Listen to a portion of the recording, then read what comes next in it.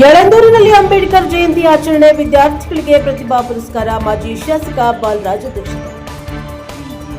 ವೀಕ್ಷಕರೇ, ಯಳಂದೂರು ಪಟ್ಟಣದಲ್ಲಿ doctor B R Ambedkar ಸೇವಾ ಸಮಿತಿ ವತಿಯಿಂದ 135ನೇ ಅಂಬೇಡ್ಕರ್ ಜಯಂತ್ಯೋತ್ಸವ ಹಾಗೂ ವಿದ್ಯಾರ್ಥಿಗಳಿಗೆ ಪ್ರತಿಭಾ ಪುರಸ್ಕಾರ ಕಾರ್ಯಕ್ರಮವನ್ನು ಹಮ್ಮಿಕೊಳ್ಳಲಾಗಿದೆ. ಕಳೆದ ಲೋಕಸಭಾ ಚುನಾವಣೆಯಲ್ಲಿ ಬಿಜೆಪಿ ಅಭ್ಯರ್ಥಿಯಾಗಿ ಸ್ಪರ್ಧಿಸಿದ್ದ ಮಾಜಿ ಶಾಸಕ ಬಾಲರಾಜು ಅವರು ಕಾರ್ಯಕ್ರಮದ ಅಧ್ಯಕ್ಷತೆಯನ್ನು ವಹಿಸಿದರು.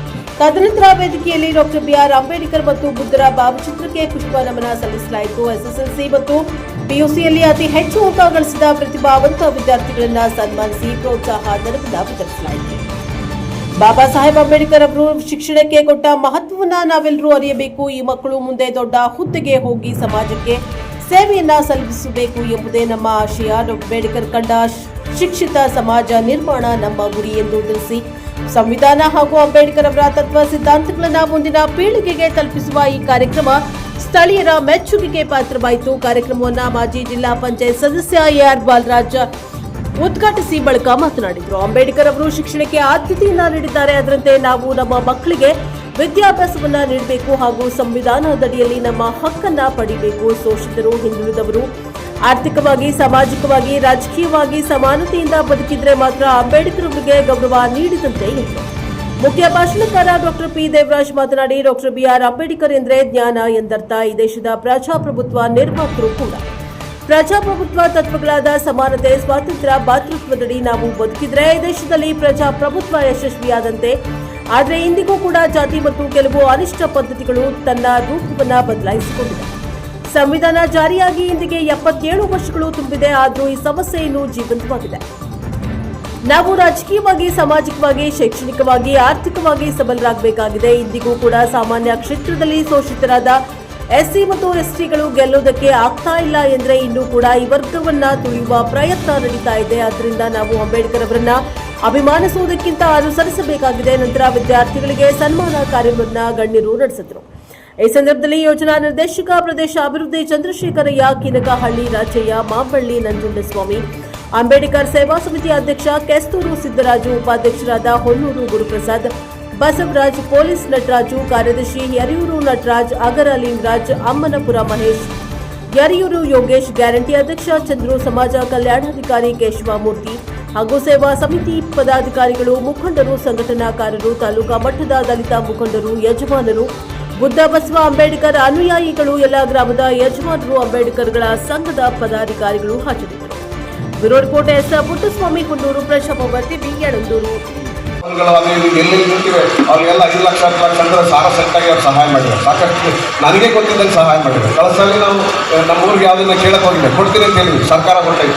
ಹಾಗೆ ಅಧಿಕಾರದಲ್ಲಿ ಇದ್ದಂಥವ್ರಿಗೆ ಕೊಡೋಕ್ಕೆ ಸಾಕಷ್ಟು ಅವಕಾಶಗಳು ಸಿಗುತ್ತೆ. ಆದರೆ ಗಳಿಸುವಂಥ ಮಟ್ಟದಲ್ಲಿ ನಾವು ಪ್ರಾಮಾಣಿಕವಾದಂಥ ಪ್ರಯತ್ನಗಳನ್ನು ಮಾಡಬೇಕಾಗುತ್ತೆ. ಇವತ್ತು ಬಾಲರಾಜ್ ಅವರು ಭಾಳ ಚೆನ್ನಾಗಿ ಒಂದಷ್ಟು ವಿಷಯಗಳು ಹೇಳಿದ್ದಾರೆ. ಯಾಕೆ ಪ್ರಸ್ತುತ ಸಮಾಜದಲ್ಲಿ ನಾವು ಇದ್ದೀವಿ, ಯಾಕೆ ನಮ್ಮ ಸಮಸ್ಯೆಗಳಿವೆ, ಮೂಲಭೂತ ಸಂವಿಧಾನದ ಆಶಯಗಳೇನು, ಸಂವಿಧಾನ ಯಾವ ರೀತಿ ಜಾರಿಯಾಗಬೇಕು ಅನ್ನೋ ವಿಚಾರಗಳನ್ನು ಅವರು ಪ್ರಸ್ತಾಪ ಮಾಡಿದ್ದಾರೆ. ಭಾಳಷ್ಟು ವಿಷಯಗಳನ್ನು ತಿಳಿಸಿದ್ದಾರೆ. ಬಟ್ಟೆ ಹಾಕ್ಕೊಂಡು ಒಂಥರ ಲಕ್ಷಣವಾಗಿ ಎಲ್ಲ ಯಾವ್ಯಾವ ಪಾಯಿಂಟ್ ಬೇಕು, ಯಾವ ರೀತಿ ಬೇಕು, ಶೂ ಬೇಕು, ನಮಗೆ ವೇದಿಕೆ ಮೇಲೆ ಇರೋರು ಯಾರಾದರೂ ಆಗಿರ್ಬೋದು, ಎಲ್ಲರೂ ಸರಿಯಾಗಿ ಹೇಳ್ತಾ ಇದ್ದೀವಿ. ಅವ್ರು ಸೇರಿಸ್ದಂಗೆ ನಾವಿವತ್ತು ನಿಂತು ಮಾಡೋಂಥ ಶಕ್ತಿ ಕೊಟ್ಟಿದೆಯಲ್ಲ, ಇದು ಬಾಬಾ ಸಾಹೇಬ್ ಅಂಬೇಡ್ಕರ್ ಅವರು ನಮಗೆ ಕೊಟ್ಟಿರ್ತಕ್ಕಂಥ ಒಂದು ಭಿಕ್ಷೆ ಅಂತ. ಅವರು ಏನಾದರೂ ಸಂವಿಧಾನವನ್ನು ರಚಿಸಿ ನಮಗಿಂತ ಒಂದು ಆಶಯಗಳನ್ನು ನಾವು ಬದುಕೋಕ್ಕೆ ದಾರಿ ಮಾಡಿಕೊಟ್ಟಿದ್ರೆ ಇವತ್ತು ನಾವು ಇಲ್ಲಿರ್ತಿರ್ಲಿಲ್ಲ. ಇವತ್ತು ನಮ್ಮ ಮಕ್ಕಳು, ಶಾಲಾ ಮಕ್ಕಳು ಹಾಸ್ಟೆಲ್ಗೆ ಅಥವಾ ಎಲ್ಲ ಸ್ಕೂಲ್ಗೆ ಸೀಟ್ ಕೊಡಿಸಿ ಅಂತ ಬರ್ತಾರೆ. ಎಷ್ಟು ಪರ್ಸೆಂಟೇಜ್ ತಗೊಂಡಿರ್ತಾರೆ? 95-96 ಸೀಟ್ ಕೊಡಿಸಿ ಅಂತ ಬರ್ತಾರೆ. ನಮ್ಮ ಕಾಲದಲ್ಲಿ 45-50 ತಗೊಂಡ್ರೆ ಅವ್ರು ಮಹಾನ್ ಸಾಧಕರಾಗಿದ್ದರು. ಇವತ್ತು ಕಾಂಪಿಟೇಟಿವ್ ಪ್ರಪಂಚದೊಳಗಡೆ ಇವತ್ತು 90% ಹೆಚ್ಚು ಪರ್ಸೆಂಟೇಜನ್ನು ತಗೊಳ್ಳೋದ್ರ ಮುಖಾಂತರ ಮುಖ್ಯವಾಹಿನಿಯಲ್ಲಿ ನಿಂತಿದ್ದಾರೆ.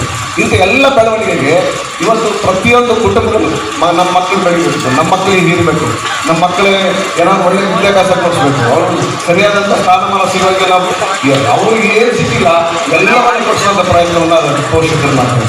ಇವೆಲ್ಲ ಸಮಾಜದಲ್ಲಿ ನಮ್ಮ ಬೆಳವಣಿಗೆಗೆ ಪೂರಕವಾದಂಥ ವಿಚಾರಗಳು. ವರ್ಷಕ್ಕೊಂದ್ಸರಿ ನಾವು ಎಲ್ಲ ಹೊರಟು ಸೇರ್ತೀವಿ. ನಾವು ಹಿಂದೆಲ್ಲ ನಾನು 3 ವರ್ಷಗಳ ಕಾಲ ಸೇವಾ ಸಮಿತಿಯಿಂದ ನಾನು ಕೂಡ ಬಾಬಾ ಸಾಹೇಬ್ ಅಂಬೇಡ್ಕರ್ ಅವರನ್ನು ದಿನಾಚರಣೆ ಮಾಡೋದಕ್ಕೆ ಮುಂಚೂಣಿಗೆ ನಾನು ಒಂದು 3 ವರ್ಷ ಈ ಒಂದು ಸಮಾಜದ ನಮ್ಮ ವಿಶೇಷವಾಗಿ ಯಳಂದೂರು ಅಂದರೆ ಇದು ನಮ್ಮೂರು, ನಾವು ಬೆಳೆದಂಥ ಜಾಗ. ನಮಗೆ ವ್ಯಾಪಾರ ಮಾಡಲಿಕ್ಕೆ ವಹಿವಾಟಲ್ಲಿ ಅದು ರಾಜಕೀಯವಾಗಿ ಜನ್ಮ ಕೊಟ್ಟಿರ್ತಕ್ಕಂಥ ಸ್ಥಳ. ಹಾಗಾಗಿ ನಾನು ಪ್ರತಿ ವರ್ಷವೂ ಕೂಡ ಏನೇ ಕೆಲಸಗಳಿಗೂ ಕೂಡ ಇಂಥ ಒಂದು ದಿವಸಗಳಲ್ಲಿ ನಾನು ಬಂದು ಭಾಗವಹಿಸ್ತೀನಿ. ನನ್ನ ಧರ್ಮ ನನಗೆ 33 ಬೆಳಗಿನಲ್ಲಿರ್ತಕ್ಕಂಥ ಎಲ್ಲ ಊರುಗಳಲ್ಲೂ ಒಂದು ನಿಮಗೆ ಎಳಂದರ ನಡೆಯುತ್ತೆ ಮಾನವಕ್ಕೆ ಬಗ್ಗೆ ಹಕ್ಕಳಿಗೆ ಈ ಕಾಮಕ್ಕೆ ಗೊತ್ತಾಗ್ತದೆ. ಏಕೆಂದರೆ ಯಾವುದೇ ಬಸತ್ತೆ ಒಟ್ಟಿಗೆ ಅಷ್ಟೇ ಎಲ್ಲ ದಿನಬೆಳಗಾದ್ರೆ ಎಲ್ಲ ಸೇರ್ತಿದ್ವಿ. ಅನೇಕ ನಮ್ಮ ಹಿರಿಯರು ಬೆಳೆಯವರು ನಾವೆಲ್ಲ ಬಾಬಾ ಸಾಹೇಬ್ ಅಂಬೇಡ್ಕರ್ ಅವ್ರನ್ನ ಸ್ಮರಣೆ ಮಾಡೋದು ಅಷ್ಟೇ ಅಲ್ಲ, ಅವ್ರ ಅನುಯಾಯಿಗಳಾಗಿ ಒಂದು ಒಳ್ಳೆಯ ಸಮಾಜಕ್ಕೆ ಕೆಲಸ ಮಾಡೋಣ. ಮತ್ತು ವಿದ್ಯಾರ್ಥಿಗಳಿಗೆ ಪ್ರೋತ್ಸಾಹನ ಹೆಚ್ಚಿನ ರೀತಿಯಲ್ಲಿ ಕೊಡಬೇಕು. ಇವತ್ತು ಒಂದು ಮಾತನ್ನ ಹೇಳ್ತಾರೆ, ಫಾರಿನ್ ಹೋದ್ರು ಯಾಕೆ ಅವರು ಹೆಂಗೆ ಕಲಿಸೋದು, ಅವ್ರು ಕಾಳಜಿ ನಮ್ಮ ಸಮುದಾಯದವರು ಕಲಿಸ್ಬೇಕು ಕಲಿಸಿದ್ದಾರೆ. ಆದರೆ ನಮ್ಮ ಸಮುದಾಯದಲ್ಲಿರೋರು ಅದರ ಕಲಿಸ್ಬೋದು ಅವಕಾಶ ಸಿಕ್ಕಿರ್ತದೆ. ಇವತ್ತು ಪ್ರಪಂಚದ 1000 ಯೂನಿವರ್ಸಿಟಿಗಳಲ್ಲಿ ತಪಸ್ಸೆ 1000 ಯೂನಿವರ್ಸಿಟಿಗಳಲ್ಲಿ ಕೊಡೋಕ್ಕಾಗತ್ತೆ. ಎಷ್ಟು ಯೂನಿವರ್ಸಿಟಿ ಈ 100 ಯೂನಿವರ್ಸಿಟಿಗಳು ಕಾನ್ಸೆಪ್ಟ್ ಮಾಡೋಕ್ಕೆ ನಮ್ಮ ತಾಕತ್ತಿಲ್ಲ. ಅರ್ಜಿಯಾಗಿರೋ ಯೂನಿವರ್ಸಿಟಿಗಳು ಸಾವಿರ ಮಾಡಿ ಅಂಬೇಡ್ಕರ್ ಮೇಲೆ. ಆಮೇಲೆ ಅಂಬೇಡ್ಕರ್ ಬಗ್ಗೆ ದೊಡ್ಡ ದೊಡ್ಡ ಸಂಶೋಧನೆಗಳಾಯ್ತು, ಲಿಟ್ರೇಚರ್ ಬಂತು. ಕೊನೆಗೆ ಅಂಬೇಡ್ಕರ್ ಲಿಟ್ರೇಚರ್ ನ ಪ್ರಕಟಿಸೋದಕ್ಕೆ ಶುರು ಮಾಡಿದ್ದು ಯಾವಾಗ ಅಂತಂದ್ರೆ 1984ರಲ್ಲಿ ಮಹಾರಾಷ್ಟ್ರ ಸರ್ಕಾರ ಸುಪ್ರೀಂ ಕೋರ್ಟ್ ನಲ್ಲಿ ಮಹಾರಾಷ್ಟ್ರದ ಹೈಕೋರ್ಟ್ ನಲ್ಲಿ ಇದ್ದಂತ ಕೇಸ್ ಅನ್ನುವಂತ ಸಂದರ್ಭದಲ್ಲಿ ಆ ಲಿಟ್ರೇಚರ್ಗಾಗಿ ಹೋರಾಟ ಆಯ್ತು. ಕೋರ್ಟ್ನವರು ಒಂದು ಜಡ್ಜ್ಮೆಂಟ್ ಏನ್ ಕೊಟ್ಟರು ಅಂತಂದ್ರೆ ಈ ಲಿಟ್ರೇಚರು ಪ್ರಕಾಶ್ ಅಂಬೇಡ್ಕರ್ ಅವ್ರಿಗೂ ಇದನ್ನ ಮಹಾರಾಷ್ಟ್ರ ಸರ್ಕಾರ ತಕೊಂಡು ಅದನ್ನ ಪ್ರಕಟಿಸಲಿ ಅಂದ್ರು. ಆಗ ಮಹಾರಾಷ್ಟ್ರ ಸರ್ಕಾರ ಅಂಬೇಡ್ಕರ್ ಲಿಟ್ರೇಚರ್ ಎತ್ಕೊಂಡು 1978ರಿಂದ 84ರವರೆಗೆ ಅದನ್ನ ಕ್ರೋಢೀಕರಿಸಿ, ಅದನ್ನ ಕ್ರೋಢೀಕರಿಸಿದವ್ರು ಯಾರು? ಮಹಾರಾಷ್ಟ್ರದ ಒಬ್ಬ AAS ಆಫೀಸರ್ ವಸಂತ್ ಕುಮಾರ್ ಅಂತ ಅವರ ಅಧ್ಯಕ್ಷತೆಯಲ್ಲಿ ಒಂದು ಕಮಿಟಿ ಮಾಡಿ ಆ ವಸಂತ್ ಕುಮಾರ್ ಅವರು ಅಂಬೇಡ್ಕರ್ ಲಿಟ್ರೇಚರ್ನೆಲ್ಲ ಸಂಸ್ಕರಿಸಿ 22 ಸಂಪುಟಗಳನ್ನ ಮಾಡಿದ್ರು. ಆ ಸಂಪುಟಗಳು ಅಲ್ಲಿವರೆಗೆ ನಮ್ಗೆ ಅಂಬೇಡ್ಕರ್ ಹೇಗೆ ಗೊತ್ತಿದ್ರು ಅಂತಂದ್ರೆ ಗಾಂಧಿಸಮೇ ಅಂಬೇಡ್ಕರ್ ವಾದ, ಕಮ್ಯುನಿಸಮೇ ಅಂಬೇಡ್ಕರ್ ವಾದ. ಎರಡು ವಿಷಯಗಳಲ್ಲಿ ಸ್ವಲ್ಪ ತಮ್ಮನ್ನ ತಾವು ಹೊರಬಿಡ್ತಾರೆ. ಏನಾದ್ರು ಹೆಚ್ಚು ಕಡಿಮೆ ಆದರೆ ಅಲ್ಲಿರ್ತಕ್ಕಂಥ ಭಾವನಾತ್ಮಕ ಸಂಬಂಧ ತಗೊಂಡ್ಬಿಡ್ತಾರೆ. ಎರಡೇ ವಿಷಯಗಳಲ್ಲಿ, ಒಂದು ಸಂವಿಧಾನದ ಹೆಸರು ಹೇಳಿದಾಗ, ಎರಡನೇದು ಬಾಬಾ ಸಾಹೇಬ್ ಅಂಬೇಡ್ಕರ್ ಅವರಿಗೆ ಏನಾದರೂ ಸ್ವಾಭಿಮಾನಿಗಳಾಗಿ ಇದು ವಿರೋಧ ವ್ಯಕ್ತಪಡಿಸ್ತಕ್ಕಂಥದ್ದು ಇದ್ರೂ ಕೂಡ ಆ ಸಂದರ್ಭದಲ್ಲಿ ನಾವು ಸಮಯೋಚಿತವಾಗಿ ನಾವು ಯಾವ ರೀತಿ ಕೆಲಸ ಮಾಡಬೇಕಾಗಿದೆ, ಯಾವ ರೀತಿ ನಮ್ಮ ಸಮುದಾಯವನ್ನು ಒಗ್ಗೂಡಿಸ್ಬೇಕಾಗಿದೆ, ಯಾವ ರೀತಿ ಸಮುದಾಯದ ಕೆಲಸಗಳನ್ನು ನಾವು ಮಾಡಬೇಕಾಗಿದೆ, ಇದನ್ನು ಸುಳ್ಳು ಹೇಳ್ತಕ್ಕಂಥವ್ರಿಗೆ ಮಾನ್ಯತೆಗಳನ್ನ ಕೊಡಬೇಕು. ಸುಳ್ಳು ವಿಚಾರಗಳನ್ನ ಅನುಸರಿಸಬೇಕು. ನಾವೀಗ ಕಳೆದ ಚುನಾವಣೆಯಲ್ಲಿ ನಿಂತಿದ್ದೆ, ನಾನು ಪಾರ್ಲಿಮೆಂಟ್ ಚುನಾವಣೆಯಲ್ಲಿ ಒಂದು ಲೇಖನ ಬರೆದರು. ಬಾಲರಾಜ್ ಅವರು ದಲಿತ ವಿರೋಧಿ ಭಾಷಣ ಮಾಡಿದ್ರು, ಅದು ಸಂವಿಧಾನ ಬದಲಾಯಿಸಬೇಕು ಅಂತ ಹೇಳಿದ್ರು ಅಂತ ನಾನು ಹೇಳಿದೆ. ನಾನು ಯಾವುದೋ ಸಭೆಯಲ್ಲಿ ಇದನ್ನು ಸಭೆಯಲ್ಲಿ ಇದ್ದಂಥದ್ದು ಫೋಟೋ ಹಾಕ್ಬಿಟ್ಟು ಅದಕ್ಕೊಂದು ಕಾಲ ಮಾಡಿದೆ. ಇವೆಲ್ಲ ಏನಾಗುತ್ತೆ, ಒಂದು ನಮಗೆ ವೈಯಕ್ತಿಕವಾಗಿ ಯಾರ ಮೇಲೆ ದ್ವೇಷ ಇಲ್ಲ. ರಾಜಕಾರಣ ಚುನಾವಣೆ ಸಂದರ್ಭದಲ್ಲಿ ನಾವು ಇರೋದು ಅವ್ರು ಇರೋದು, ಅದು ಹೊರತುಪಡಿಸಿ ಉಳಿದಂಥರಲ್ಲಿ ನಾವೆಲ್ಲ ಅಣ್ಣ ತಮ್ಮನವರು. ನಮ್ಮಲ್ಲಿ ಪ್ರೀತಿ ವಿಶ್ವಾಸ ಇದೆ. ನಿಮ್ಮ ಮದುವೆಗಳಾಗಲಿ ಸತ್ತರ್ ಕೆಟ್ಟವರಾಗಲಿ ನಾವು ಬರ್ತೀವಿ, ನಮ್ಮ ಹತ್ರ ನೀವು ಬರ್ತೀವಿ, ನಾವೆಲ್ಲ ಅವಿನಾಭಾವ ಸಂಬಂಧ ಇಟ್ಕೊಂಡಿರ್ತಕ್ಕಂಥವ್ರು.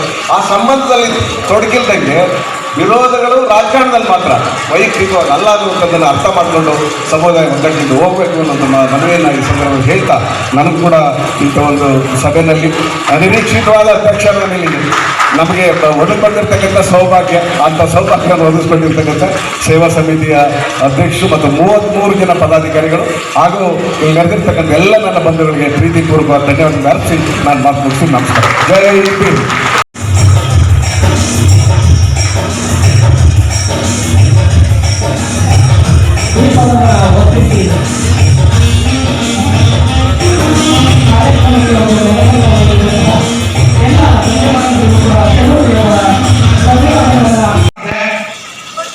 ನಿಮಗೆ ಕನ್ಫರ್ಮ್ ಆಗಬೇಕು ಅಂತಂದ್ರೆ ನನ್ನ ಸಂವಿಧಾನ ಓದಿ ಅಂತೇಳಿ ಬಾಬಾ ಸಾಹೇಬ್ ಹೇಳಿದ್ದಾರೆ ಅಂತೇಳಿ ಇನ್ವಿಟೇಷನ್ ಮುಖಪುಟದಲ್ಲಿದೆ.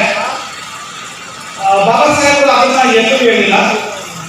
ಆದ್ರೆ ಬಾಬಾ ಸಾಹೇಬ್ರ ಬದುಕಿದೆಯಲ್ಲ, ಹೋರಾಟ ಬದುಕು, ಅವ್ರ ಚಿಂತನೆಗಳು, ಅದೆಲ್ಲವನ್ನ ಕ್ರೋಢೀಕರಿಸಿದಾಗ ಈ ಸ್ಟೇಟ್ಮೆಂಟ್ ಸತ್ಯ. ಆದ್ರೆ ಬಾಬಾ ಸಾಹೇಬ್ ಹೇಳಿಲ್ಲ ಈ ಮಾತನ್ನ ಅಂತ ಹೇಳ್ತಾ, ಬಾಬಾ ಸಾಹೇಬ್